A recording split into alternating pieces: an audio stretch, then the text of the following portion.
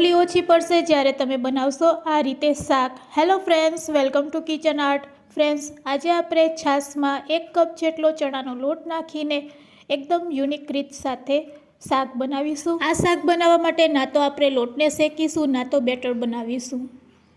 હા ફ્રેન્ડ્સ, આજે આપણે સરગવાનું શાક બનાવીશું તદ્દન નવી રીત સાથે। જો આ રીતે તમે બનાવશો તો મારી ગેરંટી છે જે લોકો સરગવાનું શાક નથી ખાતા તે પણ કિલો સરગવો લઈને તમને આપશે। તો ચાલો બધી ટ્રીક અને ટિપ્સ સાથે આજે આપણે સરગવાનું શાક બનાવતા શીખીશું। ફક્ત 5 મિનિટ લાગે છે અને ખાવામાં એટલું ટેસ્ટી લાગે છે કે રોટલી ઓછી પડી જશે। રેસીપી સારી લાગે તો લાઈક અને શેર કરજો। મારી ચેનલ ઉપર નવા હોય અને મારી ચેનલને હજુ સબસ્ક્રાઈબ ન કરેલ હોય તો સબસ્ક્રાઈબ જરૂરથી કરી લેજો, જેથી કરીને તમને મારા નવા વિડીયોનું નોટિફિકેશન મળતું રહે। તો અહીં આપણે 1 વાટકા જેટલી છાશ લેવાની છે। છાશ વધારે ખાટી હોય તો તમે પાણી એડ કરી શકો છો।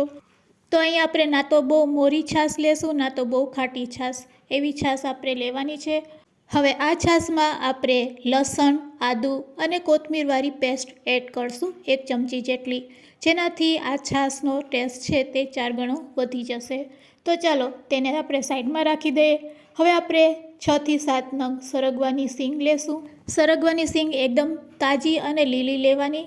તો એકદમ તાજી અને લીલી સરગવાની સિંગ હશે તો તેમાં મીઠાશ પણ ખૂબ જ સરસ હશે। તો સરગવાની સિંગને આપણે આ રીતે ચાકુથી કટ કરી લેશું। 2-2 ઇંચમાં આપણે સરગવાની સિંગને આ રીતે કટ કરી લેશું। અને ફ્રેન્ડ્સ, જનરલી સરગવાની ઉપરની લીલી છાલ હોય છે તે કડવાશવાળી હોય છે અને તેના જ લીધે આપણે શાક બનાવતી વખતે પહેલાં તેને બાફીએ છીએ।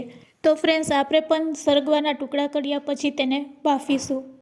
તો આ સરગવાની મીઠાશ જળવાઈ રહે તે રીતે આપણે સરગવાને બાફીશું। તો સ્ટીમરમાં પાણી ગરમ કરીને કાણાવાળી પ્લેટમાં આપણે સરગવાને બાફી લેશું। ગેસની ફ્લેમ હાઈ રાખીશું અને 10 મિનિટમાં જ આપણો સરગવો છે તે સરસ બફાઈ જશે। 10 મિનિટ થઈ ગઈ છે, આપણે સરગવાને ચેક કરી લેશું। તેના કલરથી જ આપણે ખ્યાલ આવી જશે કે સરગવો છે તે સરસ આપણો બફાઈ ગયો છે। અહીંયા આપણે 80% જેટલો જ સરગવો બાફવાનો છે। આ રીતે સરગવો બફાઈ જાય તેને ચાકુથી અથવા તો હાથેથી તમે ચેક કરી શકો છો અને પછી ગેસની ફ્લેમ બંધ કરી દેવાની। આ પ્રોસેસ કર્યા પછી ફક્ત 5 મિનિટમાં જ આપણું શાક બનીને રેડી થઈ જશે। અહીંયા ના તો આપણે લોટ શેકવો પડશે, ના તો બેટર બનાવવું પડશે। બસ એક કઢાઈમાં આપણે થોડુંક આગળ પડતું તેલ એડ કરશું અને તેલને ગરમ થવા દેશું। તો મેં અહીંયા મોટી 3 ચમચી જેટલું તેલ લીધેલું છે।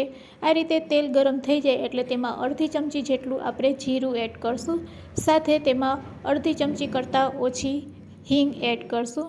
જે પણ શાકમાં તમે ચણાનો લોટ એડ કરવાના હોય તેમાં ચોક્કસથી તમારે હિંગ એડ કરવાની।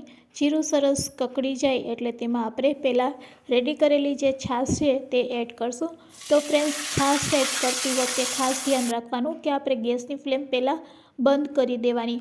ગેસની ફ્લેમ બંધ કર્યા પછી છાશ એડ કરવાની। ઘણાને એવો પ્રશ્ન હોય છે કે અમે જ્યારે છાશથી વઘારીએ છીએ ત્યારે છાશ છે તે ફાટી જાય છે। તેનું મેઇન કારણ એ જ હોય છે કે તમે ગેસ ચાલુ રાખો છો। તો છાશનો વઘાર કરવો હોય ત્યારે તમારે ગેસની ફ્લેમ બંધ કરી દેવાની। છાશનો વઘાર કર્યા પછી ફરીથી ગેસની ફ્લેમ ચાલુ કરી દેવાની। તો હવે મેં ગેસની ફ્લેમ ચાલુ કરી દીધી છે અને હવે આપણે રૂટિન મસાલા જે હોય છે તે અહીંયા આપણે એડ કરશું। લાલ મરચું પાવડર, હળદર, મીઠું અને ધાણા જીરું પાવડર। તો તમારે તીખાશ જેટલી રાખવી હોય તે રીતે તમારે 1.5 ચમચી જેટલું લાલ મરચું પાવડર એડ કરવાનું, ચપટી હળદર એડ કરવાની, અડધી ચમચી ધાણા જીરું પાવડર અને સ્વાદ મુજબ મીઠું। હવે છાશ ઉકળવા લાગે એટલે તરત જ આપણે બાફેલી સરગવાની સિંગ છે તે તેમાં એડ કરશું। શાકમાં ખૂબ જ સરસ કલર આવે તેના માટે આપણે કાશ્મીરી લાલ મરચું પાવડર પણ એડ કરશું। અને બસ આટલી વસ્તુ એડ કર્યા પછી હવે તેને આપણે લીડથી ઢાંકી દેશું। થોડીક વાર માટે લીડથી ઢાંક્યા પછી અહીંયા આપણી જે સરગવાની સિંગ છે 80% પાકેલી છે તે 100% પાકી જશે। 2 મિનિટ પછી આપણે ચેક કરશું। તો ફ્રેન્ડ્સ, અહીંયા આપણું શાક છે તે ઓલમોસ્ટ રેડી થઈ ગયું છે અને આ રીતનો રસો રહે ત્યારે આપણે થોડીક સમારેલી કોથમીર પણ એડ કરી દઈશું। અને ફ્રેન્ડ્સ, ખાસ ધ્યાન રાખવાનું છે કે અહીંયા આપણે લોટને શેકેલો નથી, એટલે આ રીતે જ્યારે શાકમાં રસો રહે ત્યારે જ આપણે ચણાનો લોટ એડ કરવાનો છે। હવે હું તમને બતાવું છું કે આપણી સરગવાની સીંગ છે તે બફાઈ ગઈ છે કે નહીં. તો ફ્રેન્ડ્સ, અહીંયા આપણી 100% સરગવાની સીંગ છે તે બફાઈ ગઈ છે. આ રીતે સરગવાની સીંગ એકદમ સરસ બફાઈ જાય પછી જ તેમાં આપણે 1 કપ જેટલો ચણાનો લોટ લેશું. અહીંયા લોટને પહેલાં તમારે ચારી લેવાનો છે અને પછી ચમચીની મદદથી આ રીતે આપણે ચણાનો લોટ છે તે શાકમાં સ્પ્રેડ કરી દેશું. તો ફ્રેન્ડ્સ, મેં અત્યારે 4 ચમચી જેટલો ચણાનો લોટ એડ કરેલો છે. ગેસની ફ્લેમ એકદમ લો રાખેલી છે અને આ રીતે સરસ આપણે સીંગને લોટથી કવર કરી દેવાની છે. આ રીતે એકદમ સરસ લોટને સ્પ્રેડ કર્યા પછી ફરીથી આપણે લીડથી તેને ઢાંકી દેશું.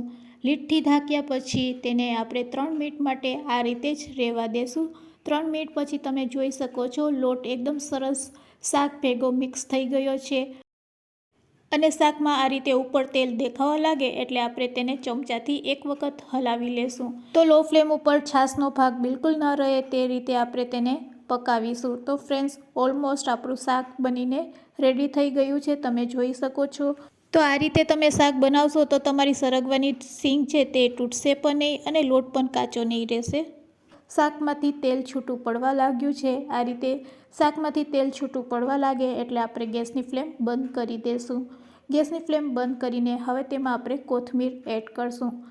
મારી શીખવાડેલી ટિપ્સ સાથે જો તમે આ રીતે શાક બનાવશો તો મારી ગેરંટી છે કે રોટલી ઓછી પડવાની છે. તો હવે તમને સમજાઈ ગયું હશે કે શાકને વધારે ટેસ્ટી બનાવવા માટે તમારે કઈ કઈ બાબતનું ધ્યાન રાખવાનું છે. સરગવાને પાણીમાં નહીં પણ સ્ટીમ કરીને બાફવાની છે. લોટને શેકવાનો નથી, ના તો બેટર બનાવવાનું છે. આ રીતે ડાયરેક્ટ જ આપણે કાચો લોટ છે તે શાકમાં એડ કરશું અને સારી રીતે તેને લીડથી ઢાંકીને પકાવીશું એટલે લોટ બિલકુલ કાચો નહીં રહેશે અને આ રીતે એકદમ સરસ શાક છે તે રેડી થશે. તો અહીંયા આપણું ગરમા ગરમ શાક રેડી છે. તેના ઉપર આપણે કોથમીર સ્પ્રેડ કરશું. રેડી કરેલા આ શાકને હવે આપણે સર્વિંગ પ્લેટમાં લઈ લેશું. તો રેડી છે આપણું સરગવાનું શાક સર્વ કરવા માટે. તો હોટલના સ્વાદને પણ તમે ભૂલી જશો જ્યારે તમે આ રીતે શાક બનાવશો. આટલું ટેસ્ટી બને છે કે વાત ન પૂછો. દાળ ભાત સાથે તેમજ રોટલી, પરાઠા, રોટલા સાથે પણ તમે આ શાક એન્જોય કરી શકો છો. તો ફ્રેન્ડ્સ, આજની રેસીપી કેવી લાગી તે મને કમેન્ટ્સમાં જરૂરથી કહેજો. તમે આ વિડીયો ક્યાંથી જોઈ રહ્યા છો તે પણ મને જરૂરથી કહેજો.